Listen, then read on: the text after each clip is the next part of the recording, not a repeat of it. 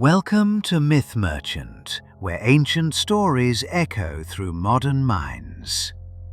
Today we descend into one of the oldest and most haunting myths of all. She gave up everything: power, identity, love, and the world stopped turning.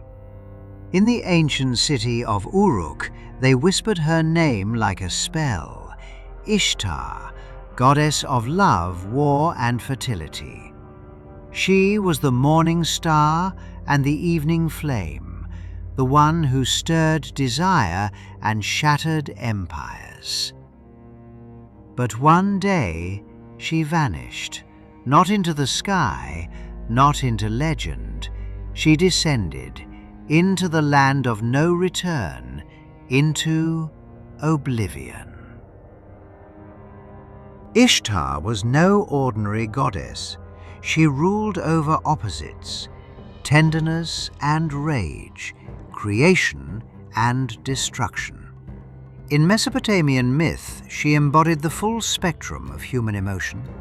Her temples were filled with music, incense, and offerings. Her name was invoked in love spells and battle cries alike. She was also deeply tied to the planet Venus, appearing as the morning star and the evening star, rising and falling in the sky like a celestial heartbeat. This duality made her a symbol of cycles, of life, death, and rebirth. But even goddesses grieve. Ishtar's descent begins with loss. In some versions, it's the death of her lover Tammuz, a vegetation god whose absence causes the earth to wither. In others, it's ambition, curiosity, or cosmic duty. Whatever the reason, she chooses to enter the underworld, the realm of her sister Ereshkigal, and she does not ask politely. Ishtar arrives at the gates of Kanugi, the land of dust and silence. She demands entry, threatens to break the bolts, to raise the dead and let them devour the living. The gatekeeper, Nati, is terrified. He rushes to Ereshkigal, who agrees to let her in, but only under the ancient rites. There are 7 gates, and at each one, Ishtar is stripped of something sacred. Not just jewelry, but fragments of her cosmic identity, her crown, her authority. It marked her as Queen of Heaven, sovereign over desire and war. Without it, she is no longer ruler, just a visitor. Her earrings, her perception, these were symbols of divine hearing, attuned to prayers and omens. Their removal severs her connection to the voices of gods and mortals. Her necklace, her desire, a radiant loop of longing and allure. Without it, her magnetism fades, the pulse of passion dims. Her breastplate, her protection, not just armor, but the embodiment of her warrior spirit. Its absence leaves her exposed, vulnerable to judgment. Her belt, her control, often tied to fertility and birthstones, it represented her grip on life cycles. Without it, she loses command over creation. Her bracelets, her action, the hands that shaped fate, stirred conflict and delivered justice. Their removal renders her inert, a goddess without agency. Her robe, her divinity, woven from celestial threads, it was her final veil. When it's gone, she stands bare, no longer divine, but something else entirely. By the time she reaches the throne room, she is stripped of power, identity, and myth. and Ereshkigal is waiting. Ishtar stands before Ereshkigal, her sister, her opposite, her shadow. Ereshkigal is not moved by beauty or power. She rules the realm of silence, where dust is food and clay is bread, a place where nothing grows, nothing lives, and nothing changes. Her throne is carved from bone. Her voice is cold as obsidian. She sees Ishtar stripped of her divine regalia and orders her imprisoned. In some versions, she strikes her down. In others, she hangs her body on a hook, lifeless, suspended in the land of no return. And above, the world begins to die. With Ishtar gone, fertility halts, crops wither, animals stop mating. Desire vanishes. The pulse of life slows to a whisper. She was more than a goddess. She was the rhythm of existence. Her absence is not symbolic. It's catastrophic. The gods above panic. Without her, the balance is broken. The cycle of seasons, of birth and renewal, begins to unravel. Ea, the god of wisdom, acts. He creates a messenger, not of war or seduction, but of neutrality, a being who can cross boundaries without threat. This emissary descends into the underworld and speaks gently to Ereshkigal, who is herself suffering. She agrees to release Ishtar, but only if a substitute is sent in her place. Ishtar rises.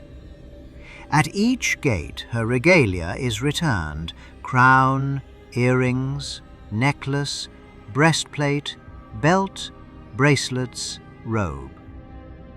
But she is not the same. She has seen death, faced silence, lost herself, and now she must choose a substitute. She finds Dumuzi, her consort, the god of vegetation and renewal. In Mesopotamian myth, Dumuzi is already tied to the seasons. His life and death mirror the agricultural calendar. When he descends, the land dries and dies. When he returns, the rains come and life begins again. In some versions, he is lounging, indifferent to her absence. In others, he is simply the most fitting sacrifice. Either way, he is taken. Dumuzi's descent marks the dry season. His return brings the rains. Through him, the myth explains the rhythm of agriculture, the dying and rebirth of the land. Ishtar's descent is more than a myth. It's a mirror of grief, of transformation, of the cycles that govern gods and mortals alike. Her journey through the 7 gates is a ritual of ego death. Each item she surrenders isn't just jewelry, it's a layer of cosmic identity, authority, perception, desire, protection, control, action, divinity. By the time she reaches Ereshkigal, she is stripped of everything that made her divine, and in that moment she becomes something else, a soul laid bare.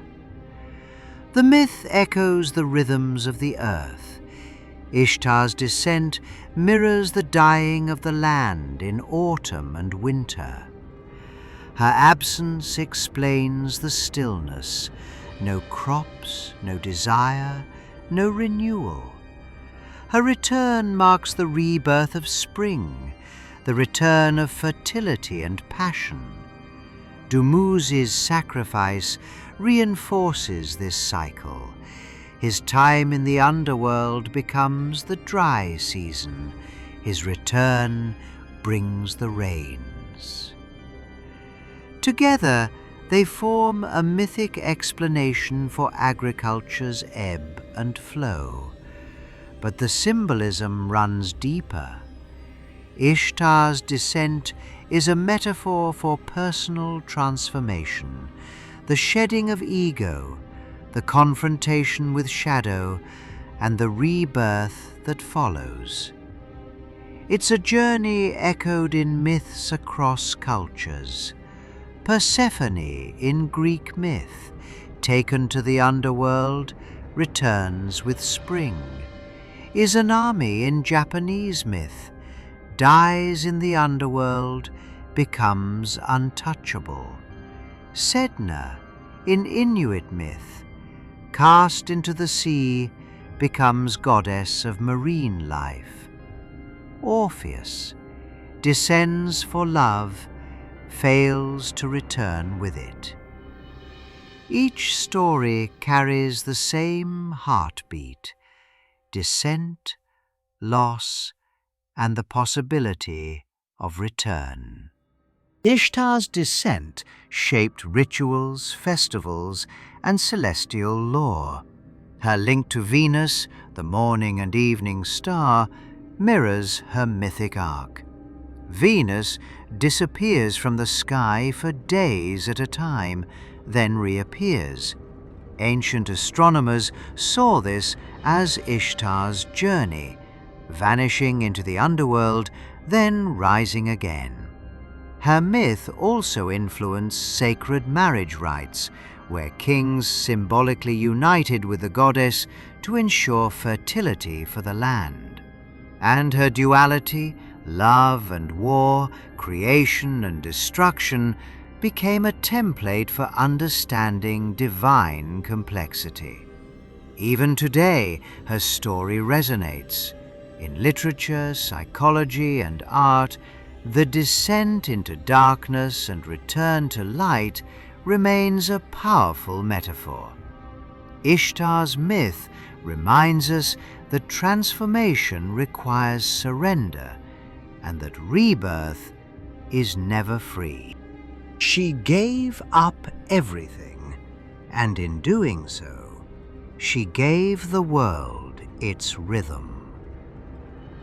If you enjoyed this descent into myth and meaning, don't forget to like, subscribe, and tap the bell to stay connected to future episodes. Want to support Myth Merchant more directly? Join us on Patreon, where members get early access, bonus content, and help shape upcoming stories. You can also help grow the Myth Merchant library by purchasing from the Registry linked below. Every book added supports future episodes and expands our mythic reach. For curated mythological texts, affiliate collections, and behind-the-scenes insights, check the links in the description.